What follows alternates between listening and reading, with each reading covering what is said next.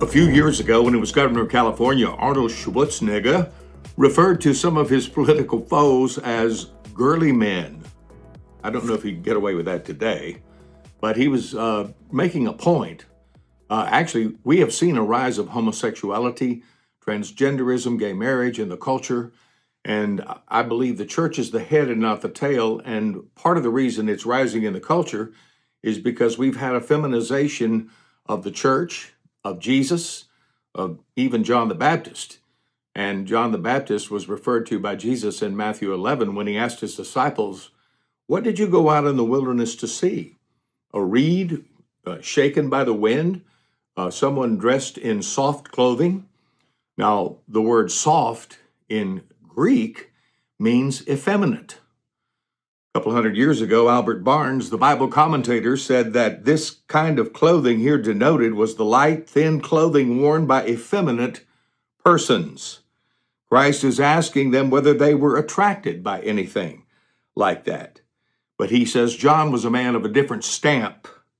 He was coarse in exterior, qualified to be the forerunner of the suffering Messiah.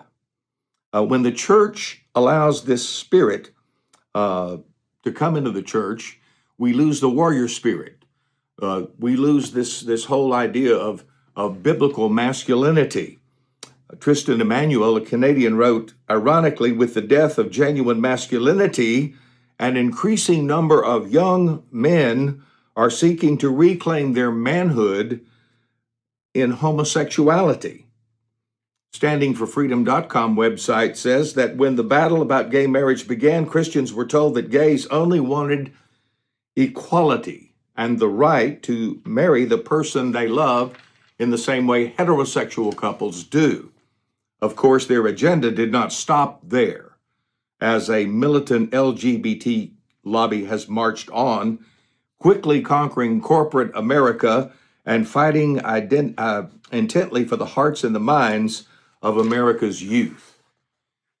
Several months ago, the San Francisco Gay Men's Choir had to pull a music video where they sang a song that said, "We're coming for your children." These are the gays saying, "We're coming for your children. We're going to convert them little by little."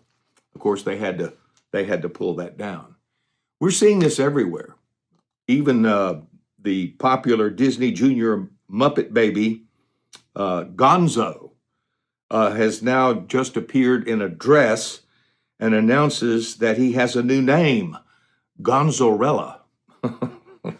Last year, Nickelodeon launched its Trans Youth Acting Challenge, which encouraged transgender youth to send in their audition tapes. And Disney is rebooting its show, The Proud Family, to center around two gay dads and their adopted daughter, who is a racial activist. Beloved, we in the church have lost the warrior spirit. We've lost that spirit of biblical masculinity.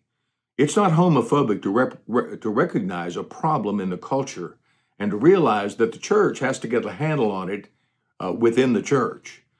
I'm praying that God is going to raise up a warrior spirit. Biblical masculinity will return.